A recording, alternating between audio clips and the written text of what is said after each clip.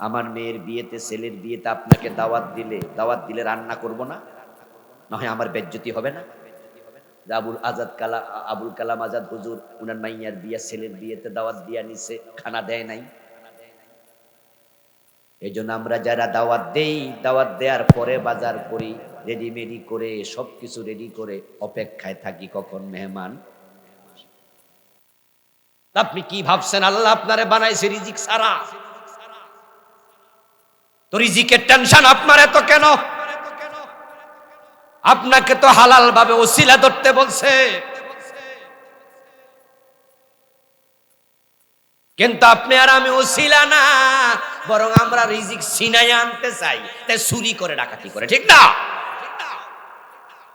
কি দরকার ছিল পরের জমি দখল করা? কি দরকার ছিল ভাইয়ের জমি দখল করা? কি দরকার ছিল বাজারের জমি উল্টা ক্ষমতার জোর দেখায়া আরেক বেড়া জমিনে বিল্ডিং করা, ওয়াল তোলা? কি দরকার ছিল জমিন দাল দলিল করছো, জাল দলিল? কি দরকার ছিল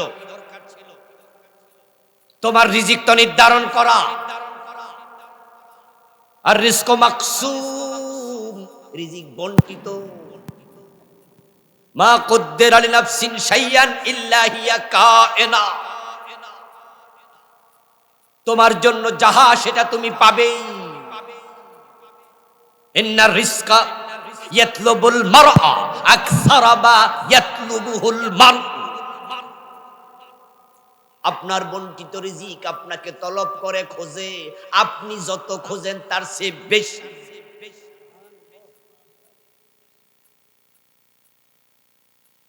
এখন হারামটাও তোমার রিজিক, হালালটাও তোমার রিজিক। অন্যটা আপনি খেতে পারবেন না, অন্যটা খাওয়ার কোনো সুযোগ নাই। তবে এটা আল্লাহ দিয়েছিল হালাল ভাবে, আর আপনি নিজে এটারে হারাম বানাইছেন। ওই কোদালিয়া চৌরাস্তা মোড়ে রিক্সায় উঠছেন, যাবেন আপনি একটু বাজারে। রিক্সাওয়ালারে বললেন, ভাই যাইবা নাকি একটু পাকুন্দিয়া বাজার? বলে হ্যাঁ। কত? 100 টাকা। আপনি বললেন ঠিক আছে চলেন।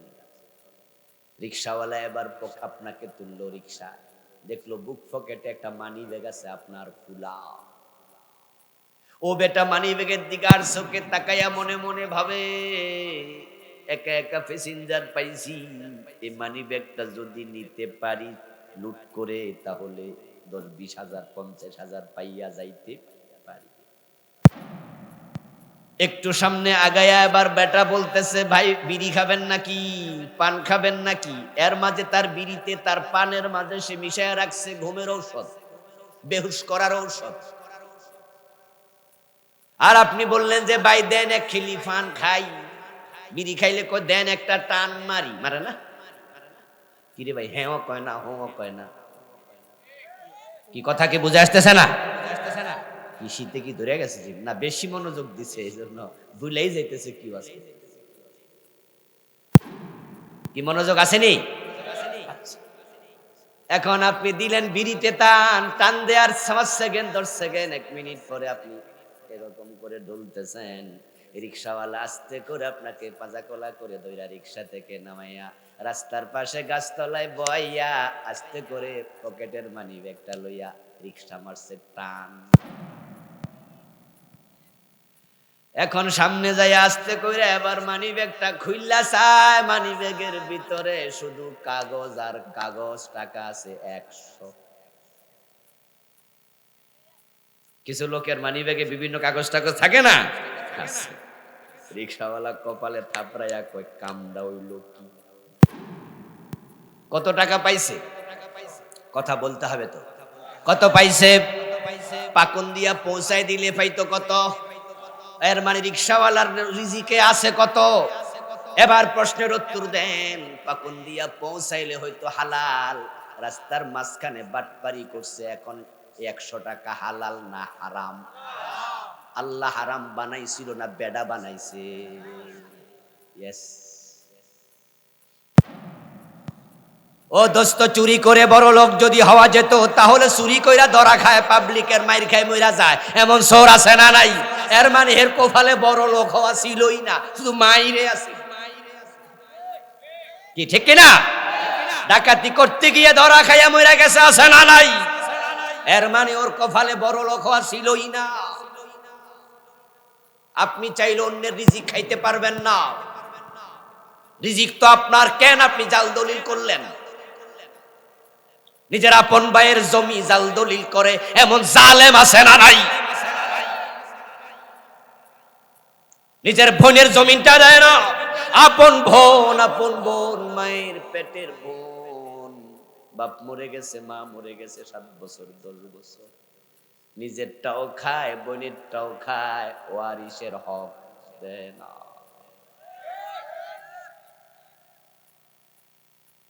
قال رسول الله صلى الله عليه وسلم من قطع ميراث وارثه قطع الله ميراثه من الجنة।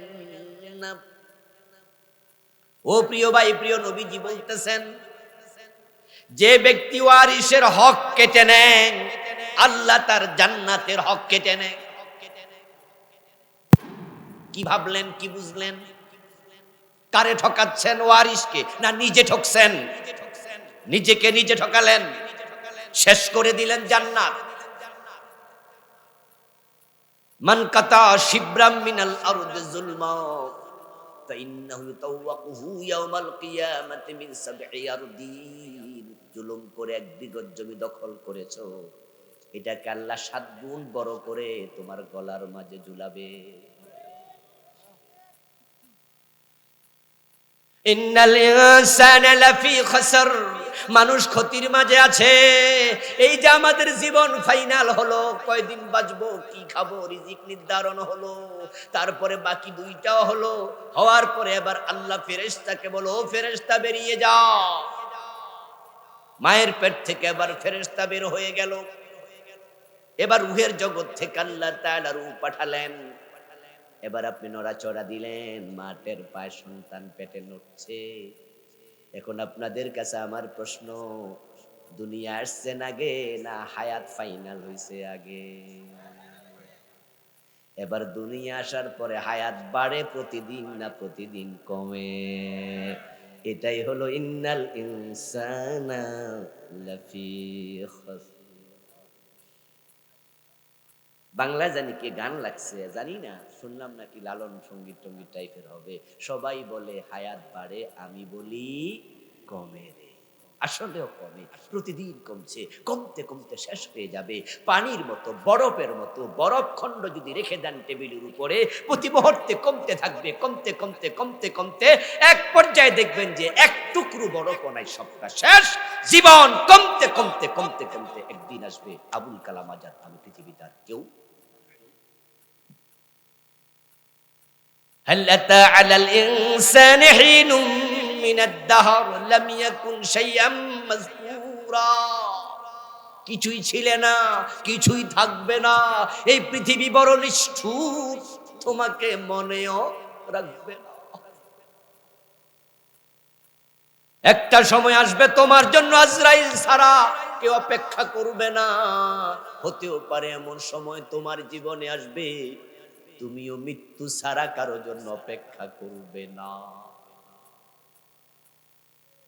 বয়স যদি 150 বছর কেউ পায়, 150 বছর বয়স হলে জিজ্ঞাসা করবেন যে আপনি কাকে খুঁজবেন, কাকে খোঁজেন?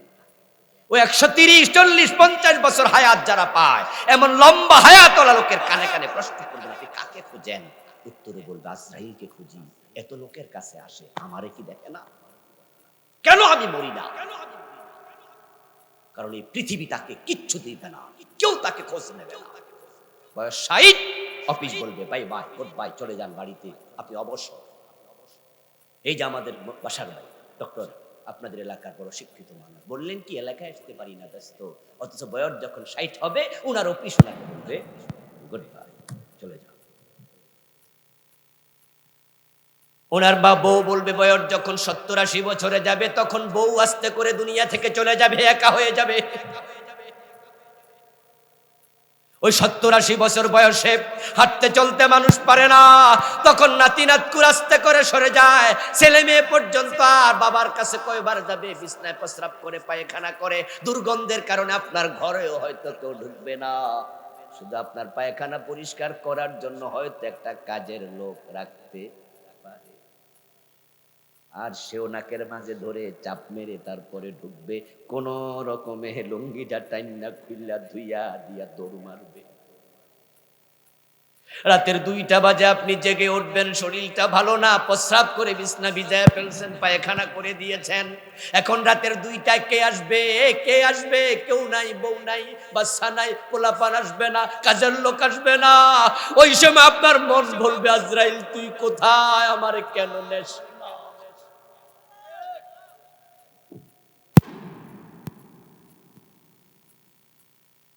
আমি এমন লোক পেয়েছি যারা আমার কাছে দোয়া করে, হুজুর একটু দোয়া করেন যেন মরে যাই, বাঁচতে আর মন চায় না।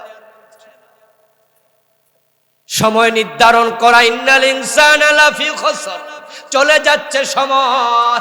এবার বলুন তো, আল্লাহর দেয়া সময়টা কাজে লাগানো দরকার আছে না নাই? খুব দরকার, খুব দরকার, খুব দরকার। এখন সময় কারা কাজে লাগালো, জীবন কারা কাজে লাগালো? যে মানুষেরা 4টা আমল করবে। 1 নাম্বার, ইল্লাল্লাযীনা আমানু, তারাই ক্ষতি থেকে, জাহান্নাম থেকে বেঁচে যাবে। এবার বলুন তো, আমরা যে মরে যাব, এই যাওয়াটা শেষ নাকি নতুন করে শুরু? ফারীকুন ফিল জান্নাতি ওয়া ফারীকুন ফিস সাঈর। মানুষেরা 2 রাস্তার দিকে দৌড়াচ্ছে, 2 পথে উঠে গেছে। এই যাওয়াটা নতুন 2টি পথ, নতুন 2টি ডেস্টিনেশন, নতুন 2টি গন্তব্য। এই মানুষগুলো 800 কোটি পৃথিবীতে, প্রায় এই 800 কোটি মানুষ যাচ্ছে সবাই দুদিকে, কেউ জান্নাতের দিকে, কেউ জাহান্নামের দিকে। আপনাদের কাছে আমি বলবো, আপনারা একটু জবাব দিয়েন, যারা জাহান্নামের দিকে যাচ্ছে তারা কি সফল না ব্যর্থ, লাভবান না ক্ষতিগ্রস্ত? পৃথিবীর সব মানুষ জাহান্নামের দিকে যাচ্ছে, সব মানুষ। তবে যাদের 4টা গুণ আছে তারা ব্যতীত। ইল্লাল্লাযীনা, জাহান্নাম এমন এক জায়গা, ইন্না আযাবাহা কানা গারামা, ওখানে গেলে 1 সেকেন্ড থাকার মতো অবস্থা, বড় জঘন্য জায়গা, বড় জঘন্য। মা সালাকাকুম ফি সাকার, জাহান্নামের ফেরেশতারা মানুষ জাহান্নামে গেলে আশ্চর্য হবে, জিজ্ঞাসা করবে, এ মিয়া তুমি এখানে কেন আসছো? এখানে আসার জায়গা না, এটা তো আসার জায়গা না, এখানে কেন আসছো? এখানে কেন আসছো? তোমাদের কাছে কি রাসূল যায় নাই, নবী যায় নাই, তোমাকে জাহান্নামের ভয় দেখায় নাই? আপনাকে সেদিন ফেরেশতা বলবে, এখানে কেন আসবে? এখানে আসার জায়গা না, এখানে থাকা যায় না 1 সেকেন্ড। ফাত্তাকুন নার, ফাত্তাকুন নার ওয়াকুদুহান নাস ওয়াল হিজারা, আগুন থেকে বাঁচো, জাহান্নাম থেকে বাঁচো। তবে কিছু মানুষ এরপর জাহান্নামে যাবে। আজকে ফজরের নামাজ পড়েনি, জোহর পড়েনি, আসর পড়েনি, মাগরিব পড়েনি, এশা পড়েনি, এমন বেনামাজি, সে কি জান্নাতের দিকে দৌড়াচ্ছে? ডেফিনেটলি জাহান্নাম।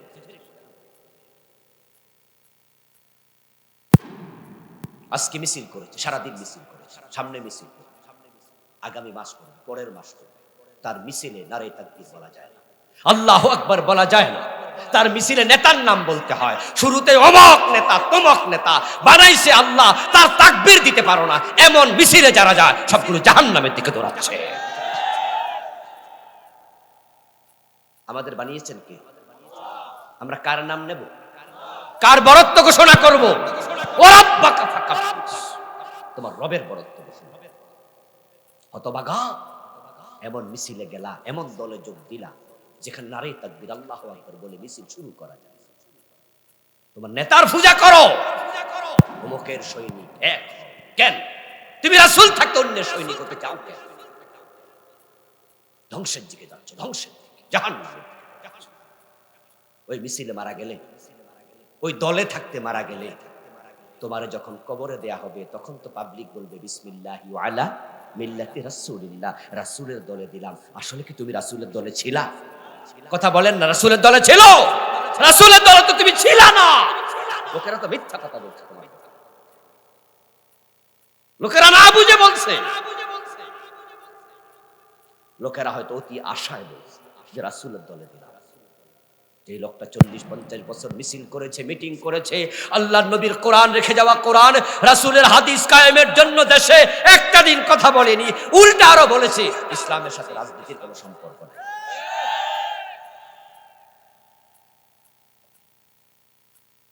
রাসূলুল্লাহ মুহাম্মদ সাল্লাল্লাহু আলাইহি সাল্লাম 10 বছর মদিনা চালালেন কোরআন দিয়ে, আর তোমাকে আল্লাহ তাআলা বাংলাদেশ নামক ভূখণ্ড তোমাদের হাতে তুলে দিয়েছে।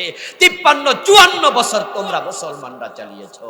এমনও তো হতে পারত স্বাধীনতার পর যখন ইন্ডিয়ার সহযোগিতা নিয়ে বাংলাদেশ স্বাধীন হয়েছিল, যদি তখন ইন্দিরা গান্ধী তার সৈন্য তুলে না নিতেন,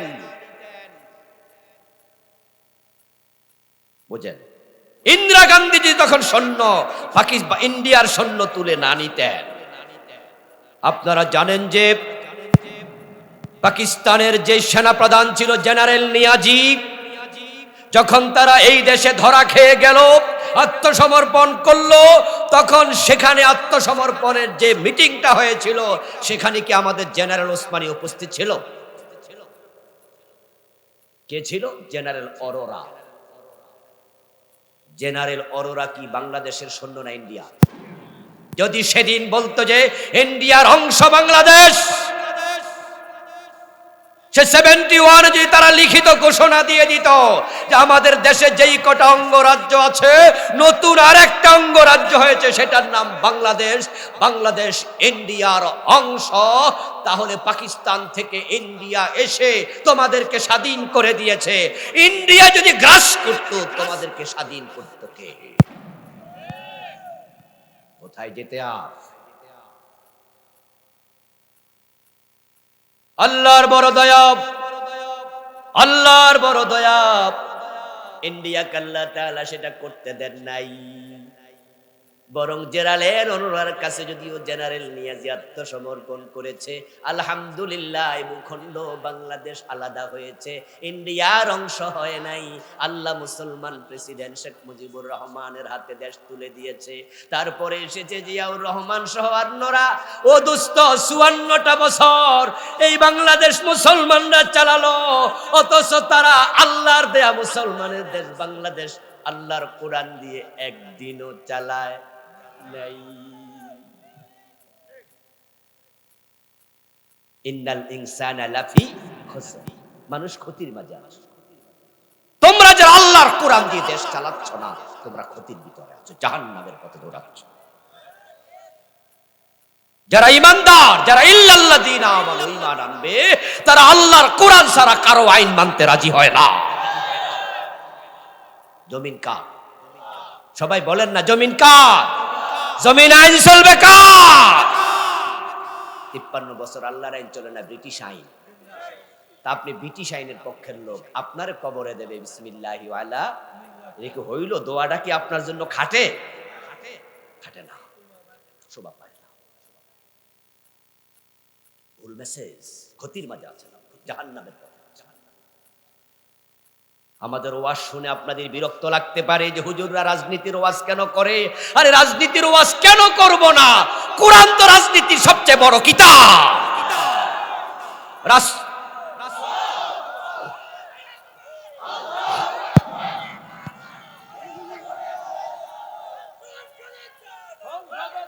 আমার প্রিয় রাসূলুল্লাহ সাল্লাল্লাহু আলাইহি ওয়াসাল্লাম হচ্ছে রাজনীতির সবচেয়ে বড় গুরু, সবচেয়ে বড় শিক্ষাবিদ।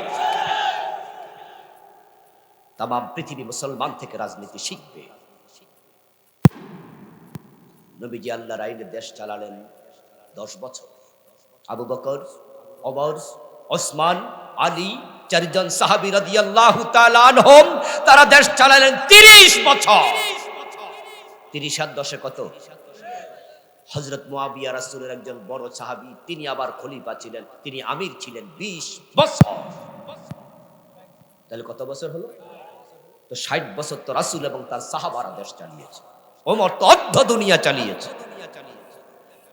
ওমর যদি অর্ধ পৃথিবী চালাতে পারে, উনার ইসলামী রাষ্ট্রের সীমানা ছিল 50 লক্ষ বর্গ মাইল, আর বাংলাদেশ মাত্র 56 লক্ষ হাজার বর্গ মাইল। 56,000 আর 50 লক্ষ। হযরত ওমরের ইসলামী রাষ্ট্রের সীমা ছিল বাংলাদেশের মতো প্রায় 100টা রাষ্ট্রের সীমা।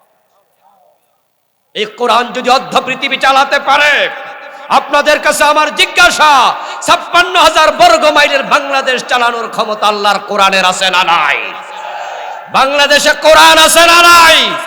শুধুমাত্র কোরআনে অনুসরণ করার লোকের অভাব, তাই কোরআন সংসদে যাইতে পারে না। যারা আপনারা কোরআনের আইনের পক্ষে এখনো আসেন নাই, আপনি ক্ষতির মাঝে আছেন। ইল্লাল্লাযীনা আমানু, প্রথম গুণ, যদি আপনি ক্ষতি থেকে বাঁচতে চান, জাহান্নাম থেকে বাঁচতে চান, জাহান্নামই হলো সবচেয়ে বড় ক্ষতির জায়গা, ঠিক না? এর চেয়ে বড় কোনো ক্ষতি আর নাই। আর ক্ষতি বলতে আল্লাহ মূলত জাহান্নামকে বুঝাইছে, যে মানুষগুলো জাহান্নামের দিকে যাচ্ছে, তবে ঈমানদার জাহান্নামে যাবে না, আমলকারী জাহান্নামে যাবে না, হকের সবরের উপদেশ দানকারী জাহান্নামে যাবে না। প্রিয় দিনী ভাইয়েরা, ভালো লাগলো বিশ্বভিত্তিক তাফসীর, তাও 22তম। তাহলে বোঝা যায় এখানে আরো আগ থেকে বিশ্বভিত্তিক আলোচনা শুরু হয়েছে। এটা খুবই ভালো, এটা খুবই চমৎকার। যদি আপনারা মনোযোগ দিয়ে শোনেন, আর যাদেরকে বিষয় দেয়া হয়েছে, আমাদের আলোচকগণ বিষয় থেকে আলোচনা করে প্রস্তুতি নিয়ে, তাহলে এক একটা মাহফিল এক একটা ইউনিভার্সিটির ক্লাসের মতো। এখান থেকে নির্দিষ্ট বিষয় একটা চমৎকার কনসেপশন নেওয়া যাবে। 3 জন বক্তা যদি 3টি বিষয় কথা বলে, 2 দিনে 6টি বিষয়। এভাবে যদি 10 বছর আলোচনা হয়, তাহলে 6 10 60 বিষয়। ইসলামে এত বিষয় নাই। ইসলাম তো একটি সহজ ধর্ম, জীবন ঘনিষ্ঠ ধর্ম। এই জন্য কোরআন পড়লে দেখবেন যে একই কথা কোরআনে বারবার আসছে। নামাজের কথা এসেছে কতবার? 80 বারের বেশি।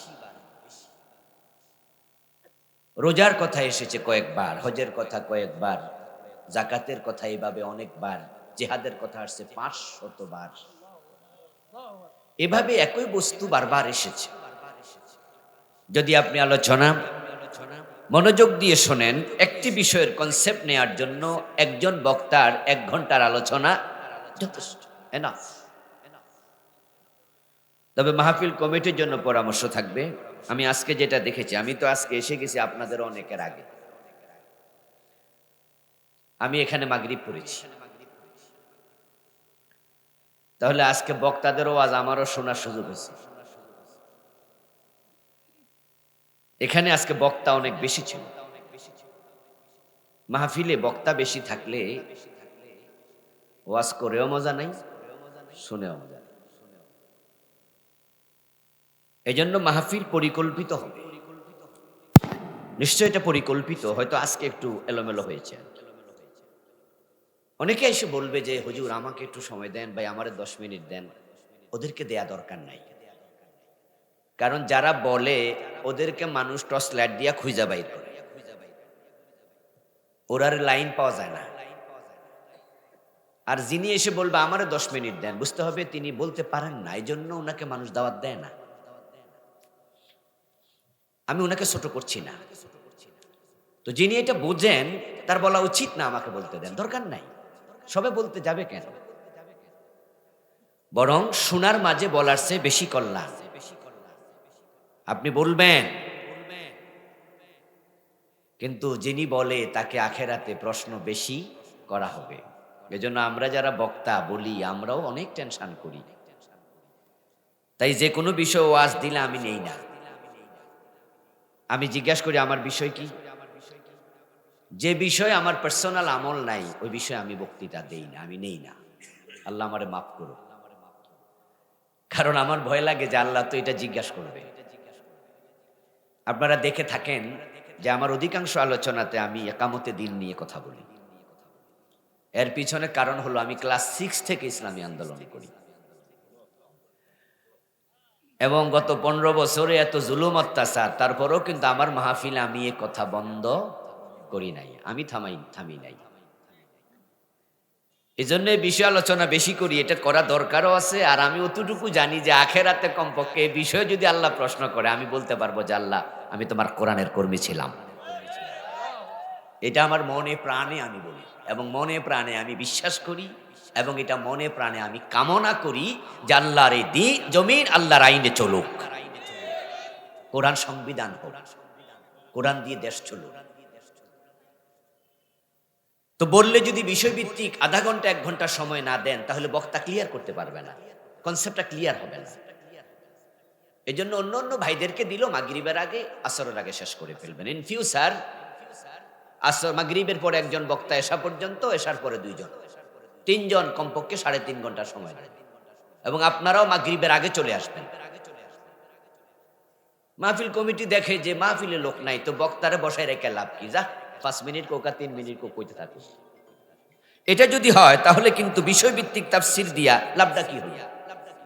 এর আগের বক্তা আসলো, কথা বলল, কিন্তু শ্রোতা সামনে নাই। আপনাদের জন্য তো এই আয়োজন করছে, বলেন আপনাদের জন্য করছে না? এই যে জহিরুল ইসলাম আব্দুল্লাহ ভাই গীবতের উপরে চমৎকার কথা বলছিলেন, আমার ভালো লাগছিল শুনে। এক এক বক্তা এক এক বিষয় নিয়ে কথা বলছিল। উনাদেরকে সময় যদি আরো লম্বা দেয়া যেত তাহলে সুবিধা ছিল। হ্যাঁ, যারা 10 মিনিট 20 মিনিট বলেছে তাদেরকেও 1 ঘন্টা সময় দেবেন। আগামী বছর, পরের বছর বলবেন যে আপনিও 15 দিন 20 দিন প্রস্তুতি নেন, আপনিও ইনশাল্লাহ ভালো বলতে পারবেন। কারণ বলতে বলতে মানুষ বক্তা হয়। তো আল্লাহ তাআলা ফিউচারে এই মাহফিলটাকে আরো পরিকল্পিতভাবে করার তৌফিক দিন। এটা ব্যতিক্রম মাহফিল, যে বিষয়ভিত্তিক 22 বছর। মাহফিল কমিটিকে ধন্যবাদ জানাচ্ছি যে চমৎকার আয়োজন। তো আজকে যে বিষয় আলোচনা হবে, আমাকে দেয়া হয়েছে সূরাতুল আসর, আমি সেটাই তিলাওয়াত করেছি। আল্লাহ তাআলা তৌফিক দান করলে এখান থেকে কিছু কথা বলবো ইনশাআল্লাহ। আমার ভাইয়েরা, সূরাতুল আসর এমন ফজিলতপূর্ণ একটি সূরা। রাসূলুল্লাহ সাল্লাল্লাহু আলাইহি ওয়াসাল্লামের 2 জন সাহাবী যখন কোথাও একত্রিত হতেন, গল্প করার সময় নাই, নসিহত করার সময় নাই, ব্যস্ততার কারণে কোনোদিন এমন হতো কমপক্ষে একজন আরেকজনকে সূরা আসর তেলাওয়াত করে শোনাতেন। সূরা আসর আমাদেরকে জান্নাত কিভাবে পাওয়া যায় সেটা শিখিয়েছে। জাহান্নাম থেকে কোন কোন গুণাবলী অর্জন করলে নিজেকে রক্ষা করা যাবে সেটা শিখিয়েছে। সূরা আসর আকৃতিতে ছোট, কিন্তু তার যে ভাব, তার যে গভীরতা, সেটা অনেক বেশি। রাসূলুল্লাহ সাল্লাল্লাহু আলাইহি ওয়াসাল্লামের উপর ওহী নাজিল যখন হলো, তিনি দাওয়াত দিতে শুরু করলেন কোরআনের। সর্বপ্রথম ইসলাম গ্রহণ করেছেন যারা, তাদের মাঝে আবু বকর সিদ্দিক অগ্রগামী। এজন্য উনার নামও আবু বকর। উনার আসল নাম কিন্তু আব্দুল্লাহ। যদিও আমরা অনেকে হয়তো জানি না, আমরা জানি যে আবু বকর উনার নাম। এটা উনার উপাধি, কুনিয়ত বলা যায়, উপনাম। এটাকে উপাধি হিসাবে এই জন্য বলা হয়, যদিও আবু শব্দ যোগ হলে কুনিয়তি হয়, কিন্তু এটা তার লকব। উনার লকব আরো আছে, সিদ্দিক। উনাকে কেন আবু বকর বলা হয়? বকর মানে প্রত্যুষ। এখান থেকে বিকর, ছোট্ট মেয়ে যার বিয়ে হয়নি তাকে বাকেরা বলে। এখান থেকে বকরা মানে সকালবেলা। সাব্বিহুহু বুকরাতাও ওয়া আসীলা। বকরা মানে সকাল, আসিল মানে বিকাল। বকর শব্দের অর্থ হলো শুরু। উনাকে এই জন্য আবু বকর বলে, কারণ তিনি ইসলাম গ্রহণ করেছেন সবার শুরুতে। সুবহানাল্লাহ। বকর শব্দটা আরেক অর্থ হলো অগ্রগামী হওয়া। আবু বকর সিদ্দিক ছিলেন আমলের দিক থেকে ইসলামের প্রতিটা কাজে সবার সামনে অগ্রগামী। সুবহানাল্লাহ। উনাকে পিছনে রেখে সাহাবারা আগাতে পারতেন না, উনি 1 নাম্বার। এই জন্য আহলুস সুন্নাত ওয়াল জামাতের আকীদা হচ্ছে আফজালুল বাশার, আফজালুন নাস বাদাল আম্বিয়া আবু বকর সিদ্দিক। নবীদের পরে সকল মানুষের মাঝে আবু বকর সিদ্দিকের রোল নাম্বার কত? সবার তিনি সেরা মানুষ। আবু বকর সিদ্দিক রাদিয়াল্লাহু তাআলা আনহুকে জন্য আবু বকর বলা হতো, কারণ তিনি সব কাজে ছিলেন অগ্রগামী। তো প্রিয় নবীজির দাওয়াতে তিনি শুরুতে ইসলাম গ্রহণ করলেন। এখন রাসূলুল্লাহর সাথে এত বেশি সময় উনি দেন। উনি ছিলেন মক্কার একজন সফল ব্যবসায়ী, কিন্তু এখন ব্যবসায় সময় দেওয়ার সুযোগ তার কম। উনার যে পুঁজি ছিল ইসলামের পক্ষে খরচ করতে শুরু করলেন। আপনারা জেনে থাকবেন হযরত বেলাল রাদিয়াল্লাহু তাআলা আনহু তিনি গোলাম ছিলেন। উনার যে মনিব ছিল ওই জালেম, ঈমান গ্রহণ করার কারণে হযরত বেলালকে গলায় রশি লাগাইয়া টানছে। আবু বকর সিদ্দিক রাদিয়াল্লাহু তাআলা আনহু উনার পুঁজি থেকে জমানো টাকা থেকে টাকা দিয়া হযরত বেলালকে কিনে নিয়ে মুক্ত করে দিয়েছেন। ইসলামের জন্য আবু বকর যখন অকাতরে টাকা পয়সা খরচ করতে শুরু করলেন, ব্যবসায় পুঁজিও কমে গেল। তো মক্কায় ওনার একজন ঘনিষ্ঠ প্রিয়জন ব্যবসায়ী ছিলেন, যিনি ছিলেন অমুসলিম। একদিন সে আবু বকর সিদ্দিক রাদিয়াল্লাহু তাআলা আনহুর বাড়িতে এসে বলল, আবু বকর, যখন থেকে তুমি মুহাম্মাদের সাথে চলতে শুরু করেছো, তোমার তখন থেকে লস শুরু, ক্ষতি শুরু, ধ্বংস শুরু। এখন তুমি আর দোকান নিয়ে নিয়মিত বাজারে যাও না, আবার মাঝে মাঝে যদি বাজারে যাও দেখি তোমার দোকানে আর আগের মতো মাল নাই, পুঁজি কমে গেছে। তোমার তো ক্ষতি অনিবার্য দেখতে পাচ্ছি। মুহাম্মাদের সঙ্গ তুমি ছাড়ো, নাউজুবিল্লাহ পড়ে। তুমি ক্ষতির মাঝে পড়ে যাচ্ছ আবু বকর। এই কথাগুলো বলে উনার ওই অমুসলিম ব্যবসায়ী বন্ধু চলে গেল। আল্লাহ তাআলা ওই লোকের কথার প্রতিবাদ করে সূরা আসর নাযিল করলেন। সুবহানাল্লাহ।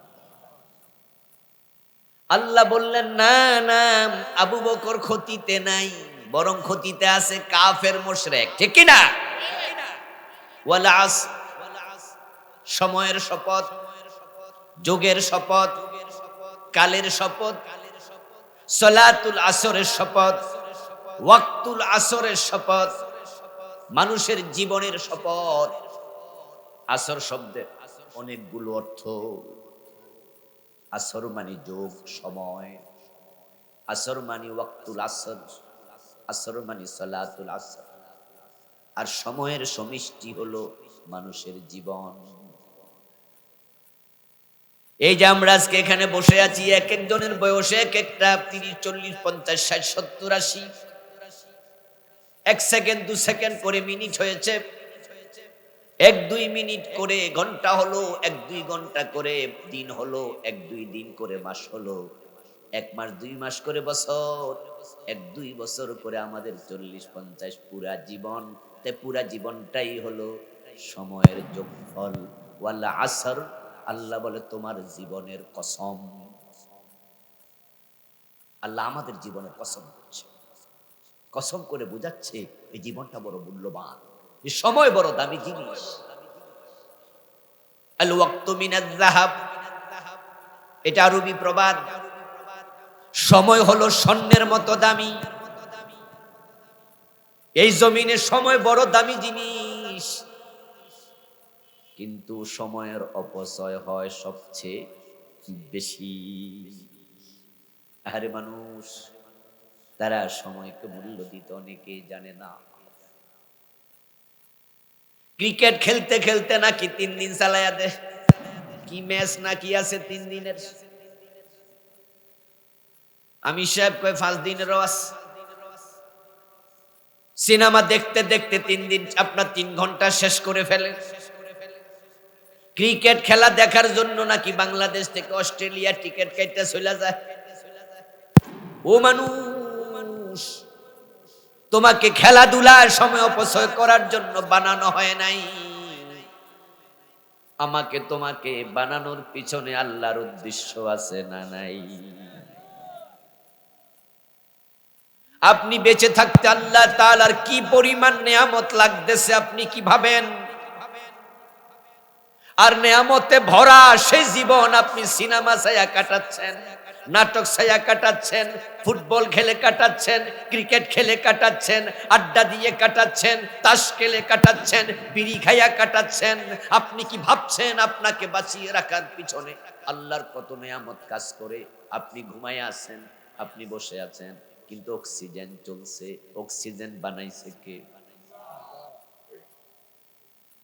আপনি যে বসে আছেন আড্ডায়, সেখানে বাতাস গ্রহণ করছেন, বাতাস দিছে কে? আপনার ফুসফুস কাজ করতেছে, সেটা চলমান রাখছে কে? আপনার ব্লাড সার্কুলেশন না থাকলে আপনি মরে যেতেন, ব্লাড সার্কুলেট করছে কে? আপনার খাবার হজম না হলে বদহজম হয়ে হাসপাতালে যাওয়া লাগতো। আপনি যে খাবার খেয়েছেন দুপুরে, বিকাল বেলা আড্ডা দিচ্ছেন, পেটের মাঝে খাবার হজম চালাইছে কে? আপনার প্রস্রাব পায়খানা আলাদা না করলে আপনার অসুস্থ হয়ে যেতেন, এগুলো আলাদা করতেছে কে? আপনার টয়লেট, আপনার প্রস্রাব আলাদা হলো, পুরা যে চলছে আপনার দেহ, কত লক্ষ নিয়ামত কাজ করতেছে, আর আপনি সেটার গুরুত্ব না দিয়া আপনি সময় অপচয় করছেন। আজীব মানুষ তো। ثم لتسألن يومئذ عن النعيم। আল্লাহ কোরআন মাজিদে বলছেন, নিয়ামত সম্পর্কে তোমাকে প্রশ্ন করা হবে। আপনি কি কল্পনা করে দেখেন, এই অক্সিজেন যদি আল্লাহ বন্ধ করে দিত আপনি কিভাবে বাঁচতেন? এই বাতাস বন্ধ করে দিলে কিভাবে বাঁচতেন? আমাদেরকে যখন বিদ্যুৎ শক করে, কাউকে বিদ্যুতে ধরলে মানুষ বিদ্যুৎ পৃষ্ঠ লোকটাকে এভাবে করতে থাকে, ডলতে থাকে, বলে ডলো ডলো, বেশি করে ঘষা দাও। কারণ হচ্ছে তার ব্লাড তখন বসে যায়। বিদ্যুৎ পানি নিয়ে যায়, টান দিয়া পানিটা নিয়ে যাবে। পানি না থাকলে ব্লাড বসে যাবে, ব্লাড বসে গেলে মানুষ মরে যাবে। এই জন্য চাইপা ব্লাড সার্কুলেট করা লাগে। তাহলে 24 ঘন্টা ব্লাড সার্কুলেট আল্লাহ করছে, কোনো চাপাচাপি লাগে না।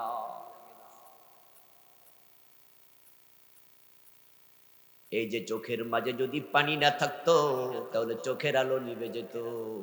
চোখের মাঝে 24 ঘন্টা পানি জমায়া রাখছে কে? বগলের তলে হাত দিয়ে দেখেন, প্রচন্ড শীতের মাঝে শরীর গরম, যদি আল্লাহ দুইটা বাল্ব এখানে না চালায়া রাখতো, মানুষের দেহটা শীতে হিম হয়ে যেত, হিম হয়ে মানুষ মরে যেত। ওই 24 ঘন্টা বাল্ব গুলা জ্বালায়া রাখছে কে? এত নেয়ামত আল্লাহ দিল, আর তুমি সময়ের গুরুত্ব দিলা না। ওয়াল আসর, তোমার জীবনের কসম, সময়ের কসম। ওয়াক্তুল আসর বড় গুরুত্বপূর্ণ সময়, কারণ আসরের সময় কিয়ামত সংগঠিত হবে। প্রতিদিন মানুষের আমল দুইবার আল্লাহর কাছে উত্থিত হয়। একটা হলো সকাল বেলায় ফজরের সময়, আর একটা হলো বিকাল বেলায় আসরের সময়। মানুষের সারা দিনের আমল আল্লাহর কাছে বিকাল বেলা আসরের সময় ফেরেশতারা নিয়ে তুলে ধরে। তাই আসরের টাইমের গুরুত্ব খুব বেশি। আল্লাহ বলে, আমি সময়ের কসম করলাম। এরপরে বার ওই আবু বকর সিদ্দিক রাদিয়াল্লাহু তাআলা আনহুর মুসলিম দোস্ত, ওনার কথার প্রতিবাদ আল্লাহ করছে। করে আল্লাহ বলেন, ইন্নাল ইনসানা লাফি খুসর। তুই ঠিক বলেছিস রে, শুধু আবু বকর একা নয়, তামাম দুনিয়ার সব মানুষ ক্ষতিতে আছে। ও বেটা, তুই যে আবু বকরকে বললি ক্ষতির মাঝে, তুই নিজেও তো ক্ষতির মাঝেই আছিস। ইনসান মানে মানুষ, আল ইনসান মানে সব মানুষ। ইলাম ইস্তিগরাকি, আলিফ লাম 22 প্রকার। মাদ্রাসায় যারা পড়েছেন বালাগাতের কিতাব, একটা কিতাব আছে বালাগাতের উপরে পড়ানো হয়। সেখানে দুরুসুল বালাগাত আমরা পড়েছি, মুখতাসারুল মানি পড়েছি, বিভিন্ন বড় বড় কিতাব আছে। ওই বালাগাতের কিতাব, এগুলো শব্দের অলংকার শিখায়, ভাষার অলংকার শিখায়। সেখানে যেই আলিফ লাম আপনারা শিখছেন আলহামদু, আল ইনসান, এই আলিফ লামের নাম হলো ইস্তিগরাকি। আলহামদুলিল্লাহি রাব্বিল আলামিন, সমস্ত প্রশংসা আল্লাহর জন্য। এখানে সমস্ত শব্দটা পাইলেন কই? সমস্ত শব্দের বা আরবি শব্দ হলো কুল, কুল্লুন। কুল্লুন মানে সকল, সমস্ত। তো আলহামদু শব্দের মাঝে তো কুল্লু শব্দ নাই। কুল্লুল হামদি লিল্লাহি রাব্বিল আলামিন এমন তো নাই। তো কুল্লু না থাকলে সকল শব্দ পাইলেন কই? উত্তর হলো আলিফ লামটার মাঝে কুল্লু শব্দ আছে, এজন্য এটাকে বলে লাম ইস্তিগরাকি। সকল প্রশংসা আল্লাহর, আলহামদু সকল প্রশংসা। ওয়াল আসর ইন্নাল ইনসান, আল ইনসান মানে সব মানুষ, একজনও বাদ নাই, সব মানুষ। লাফি খসর, তারা ক্ষতির মাঝে আছে। ইন্না নিশ্চয়ই, লাফি লাম মানে আবার নিশ্চয়ই, দুটা তাকিদ। অবশ্যই অবশ্যই সকল মানুষ ক্ষতির মাঝে আছে, এ কথাটা কার? আল্লাহ জীবনের কসম করে বলে তোমরা ক্ষতির মাঝে আছো। এবার আবু বকরের দিকে আল্লাহ তাকায়া দেখেন যে না না, আমার আবু বকর তো ক্ষতিতে নাই। এজন্য বলছে ইল্লাল্লাযীনা আমানু ওয়া আমিলুস সালিহাত ওয়া তাওয়াসাউ বিল হাক্কি ওয়া তাওয়াসাউ বিস সাবর। যার মাঝে চারটা গুণ আছে আল্লাহ তাকে ক্ষতি থেকে বাঁচাইয়া দেয়। সুবহানাল্লাহ পড়ে। মানুষ ক্ষতির মাঝে আছে, তবে চার গুণ আবু বকরের ভিতরে একসাথে আছে। আল্লাহ প্রতিবাদ করে বলে, ও বেটা মুশরিক, তুই ক্ষতিতে আছস, আমার আবু বকর ক্ষতি থেকে বেঁচে গেছে। সুবহানাল্লাহ। এখন যদি আমরা ক্ষতি থেকে বাঁচতে চাই, সে চারটা গুণাবলী আমাদেরও দরকার আছে না নাই? সূরা আসরে ক্ষতি থেকে যারা বাঁচতে চায় তাদের জন্য চারটা গুণাবলী আল্লাহ বলেছেন। কিভাবে আমরা ক্ষতির মাঝে আছি, কিভাবে ক্ষতিতে আছি? এক নাম্বার হলো আমাদের জীবনটা প্রতিদিন ক্ষয় হয়। ক্ষয় হওয়া মানে ক্ষতি। ক্ষয় হওয়া মানে ক্ষতি। বয়স যখন 40 হয়, 40-এর পরে আস্তে আস্তে মানুষের হাড্ডি ক্ষয় হয়। তখন দেখবেন শরীরে জ্বালা যন্ত্রণা, ব্যথা। মা বাবা বুড়া মানুষ, সকলের ঘরে আছে বুড়া মানুষ, দেখবেন ওদের শরীরে জোয়ানদের তুলনায় ব্যথা বেদনা কম না বেশি? কারণ হচ্ছে বয়স হলে তার হাড় ক্ষয় হবেই, হজমের ক্ষমতা কমবেই। কমে যাওয়া মানে ক্ষতি হওয়া।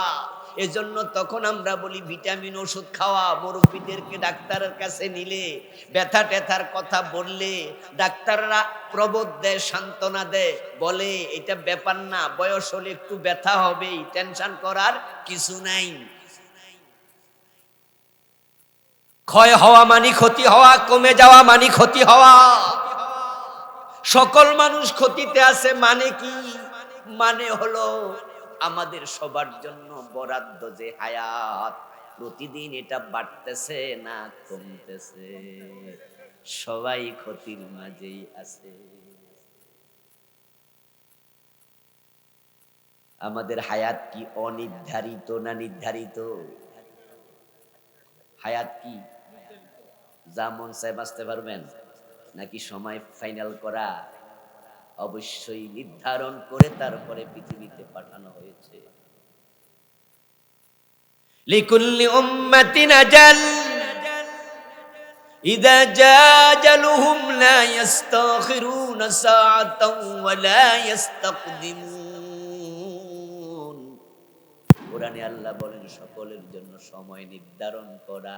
সময় যখন আসবে চলে যেতে হবে, 1 সেকেন্ড আগেও না, 1 সেকেন্ড পরেও না। লা ইউআখিরাল্লাহু নাফসান ইযা জাআ আজালুহা। কোরআনের আয়াত।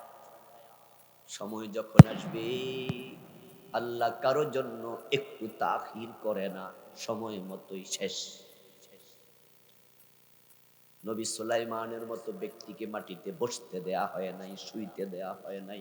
দাঁড়ানো অবস্থায় জিবরিল জান কবজ করেন, মালাকুল মউত জান কবজ করে নিয়ে গেছে। হাতে লাঠিতে ভর দেয়া অবস্থায় সুলাইমান আলাইহিস সালাম ইন্তেকাল করেছেন, বসতে সুযোগ দেয়া হয়নি। মানে কি? দাঁড়ানো অবস্থায় জান কবজ কেন হবে? এর মানে তিনি দাঁড়ানো ছিলেন, তখনই সময় শেষ। আজরাইল বলছে সময় আর নাই, বসার সুযোগও নাই, চলেন। মৃত্যুটা আসলে কি? মৃত্যু হলো আল্লাহর একটা হুকুম। রূহ যেমন হুকুম, যে রূহের কারণে আমরা বেঁচে আছি ওটা কি দেখা যায়, ধরা যায়? কোন বিজ্ঞানী, চিকিৎসা বিজ্ঞানী আজ পর্যন্ত খুঁজে পাইছে না কি রূহটা দেহের কোন জায়গা। একটা ট্রাক যদি আপনার মাজা বরাবর চলে যায় আপনি মরে যাবেন, বুক বরাবর গেলেও মারা যাবেন, এই বরাবর গেলেও মারা যাবেন, মাথা বরাবর গেলেও মারা যাবেন। তো রূহটা কোন জায়গায় থাকে? পুরা বডিতে নাকি? ইয়াসআলুনাকা আনির রূহ কুলির রূহু মিন আমরি রাব্বি। ও প্রিয় নবী, লোকেরা আপনাকে প্রশ্ন করবে রূহ সম্পর্কে, রূহটা আসলে কি? আপনি জবাবে বলুন রূহটা হলো আমার রবের একটা অর্ডার মাত্র। কোন কোন কোন হয়ে গেছে। এবং এটা আল্লাহ যখন বলবো বেরিয়ে যাও, এটা বেরিয়ে যাবে। ওটা বের হওয়ার জন্য আজরাইল লাগে না। আজরাইল হলো ওসিলা। মূলত মৃত্যু দেন কে? মৃত্যুর মালিক কে? ইউহয়ী ওয়া ইউমীত। তিনি মৃত্যুর মালিক, তিনি হচ্ছেন জীবনের মালিক। আজরাইল মৃত্যু দেন। আরে ভাই, মৃত্যু দেন কে? আজরাইল আল্লাহ মাধ্যম বানাইছে মাত্র। এবার বলুন তো আজরাইল কি মরবে না? তো যদি মরার জন্য আজরাইল লাগে, হেরে মারবো কেডা? কথা বুঝেন না? আর আজরাইলও তো মরবে। এবং আজরাইল যখন মরবে তখন আল্লাহ আজরাইলকে বলবে মুতিয়া মালাকাল মাউত, এই মৃত্যুর ফেরেশতা তুই মরে যা। তখন সেও মরে যাবে। আমার বন্ধু হায়াত নির্ধারিত। প্রিয় নবীজি সাল্লাল্লাহু আলাইহি ওয়াসাল্লাম বলেছেন মানুষ যখন মায়ের পেটে থাকে তখনই হায়াত ফাইনাল হয়, দুনিয়া আসার পরে নয়, আগেই। প্রথম 40 দিন থাকে নুতফা, পানি, বীর্য। দ্বিতীয় 40 দিন আলাকা, রক্তপিণ্ড। তৃতীয় 40 দিন মুদগা, মাংসপিণ্ড। 340 120 দিন মায়ের পেটে সন্তানের ডিজাইন ফাইনাল হয়। স্ট্রাকচারাল ডিজাইন যখন কমপ্লিট হয়, ফাকাসাউনাল ইজামা লাহমা। আল্লাহ বলেন আমি তখন ওই মাংসের ভিতরে হাড্ডি ঢুকাইয়া চামড়া দিয়া ঢেকে মানুষ বানাই। ফাতাবারাকাল্লাহু আহসানুল খালিকিন। আল্লাহ কত চমৎকার স্রষ্টা। 340 120 দিন যাওয়ার পরে আপনার মায়ের পেটে আপনার ডিজাইন কমপ্লিট হলো। As like as a doll, আপনি একটা পুতুল আকৃতি পেয়েছেন, চক্ষু কর্ণ নাসিকা হাত পা সব আছে, কিন্তু আপনার নড়াচড়া নাই, কারণ আপনার এখনো রূহ আসে নাই। রূহ আছে রূহের জগতে, আলমে আরওয়াহ, ওখানে। ডিজাইন যখন কমপ্লিট হলো, রাসূলুল্লাহ সাল্লাল্লাহু আলাইহি ওয়াসাল্লাম বলেন তখন আল্লাহ তাআলা মায়ের পেটে একজন ফেরেশতা পাঠান। ওই ফেরেশতাকে বলেন যা যা অমুক গ্রামে অমুক এলাকায় অমুক মহিলার পেটে আমি একটা বান্দা বানাইছি, বান্দি বানাইছি, তার মাথার পাশে তুই যাইয়া বস। ফেরেশতা মায়ের নাক দিয়ে অথবা মুখ দিয়ে আল্লাহর অর্ডারে সে পেটের ভিতরে ঢুকে ঢুকে আপনার আমার মাথার পাশে বসেছে। ফায়াকতুবু আরবা আশিয়া, 4টা জিনিস লিখে আল্লাহ বলে লেখ। 1 নাম্বার লেখে আজালাহু, তার হায়াত ফাইনাল কর। সুবহানাল্লাহ পড়বেন না? ঠিক না? আমার মেয়ের বিয়েতে, ছেলের বিয়েতে আপনাকে দাওয়াত দিলে রান্না করব না, নয় আমার বেজ্জতি হবে না? আবুল কালাম আজাদ হুজুর উনার মাইয়ার বিয়ে, ছেলের বিয়েতে দাওয়াত দিয়া নিছে, খানা দেয় নাই। এই জন্য আমরা যারা দাওয়াত দেই, দাওয়াত দেওয়ার পরে বাজার করি, রেডিমেডি করে সবকিছু রেডি করে অপেক্ষায় থাকি কখন মেহমান। আপনি কি ভাবছেন আল্লাহ আপনারে বানাইছে রিজিক ছাড়া? তো রিজিকের টেনশন আপনার এত কেন? আপনাকে তো হালাল ভাবে ওসিলা ধরতে বলছে, কিন্তু আপনি আর আমি ওসিলা না, বরং আমরা রিজিক ছিনাই আনতে চাই, তাই চুরি করে ডাকাতি করে, ঠিক না? কি দরকার ছিল পরের জমি দখল করা? কি দরকার ছিল ভাইয়ের জমি দখল করা? কি দরকার ছিল বাজারের জমি উল্টা ক্ষমতার জোর দেখায়া আরেক বেড়া জমিনে বিল্ডিং করা, ওয়াল তোলা? কি দরকার ছিল জমিন দাল দলিল করছো, জাল দলিল? কি দরকার ছিল তোমার রিজিক তো নির্ধারণ করা? আর রিজক মাকসুম, রিজিক বণ্টিত। মা কুদ্দিরা লিনাফসিন শাইআন ইল্লা হিয়া কায়না, তোমার জন্য যাহা সেটা তুমি পাবেই। ইন্নার রিজকা ইয়াতলুবুল মারআ আকসারা মা ইয়াতলুবুহুল মারউ, আপনার বণ্টিত রিজিক আপনাকে তলব করে, খোঁজে। আপনি যত খোঁজেন তার চেয়ে বেশি।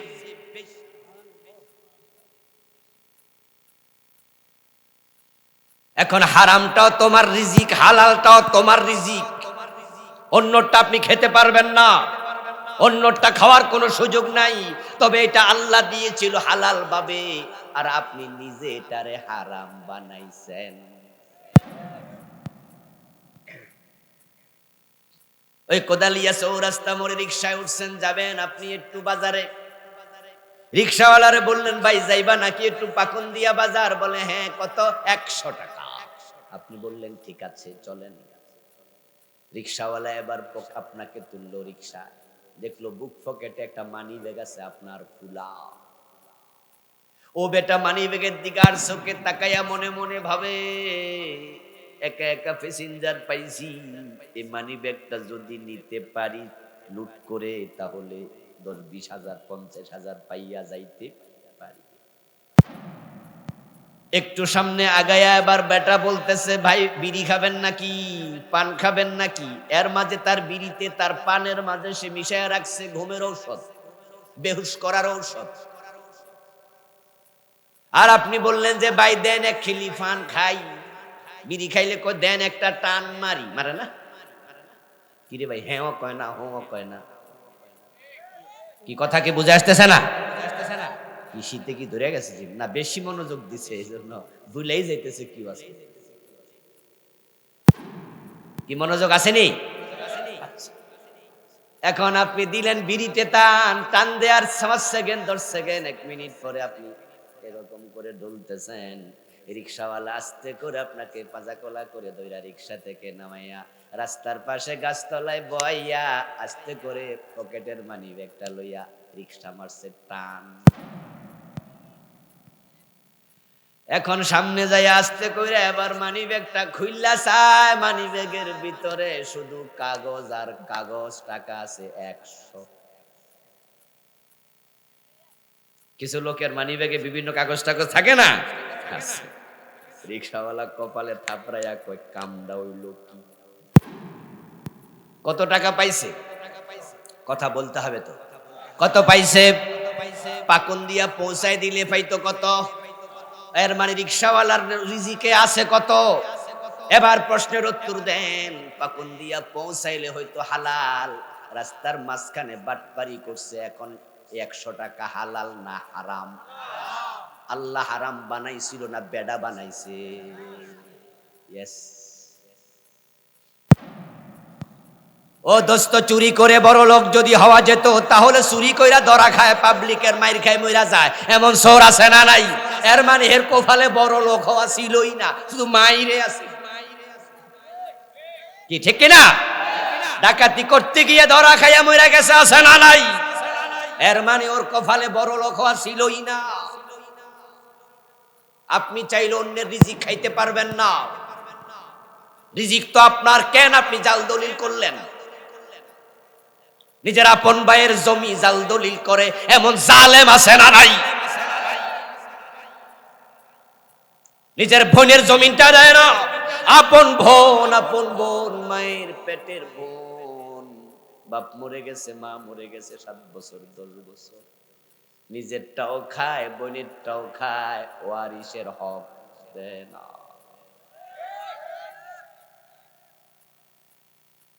قال رسول الله صلى الله عليه وسلم من قطع ميراث وارثه قطع الله ميراثه من الجنة।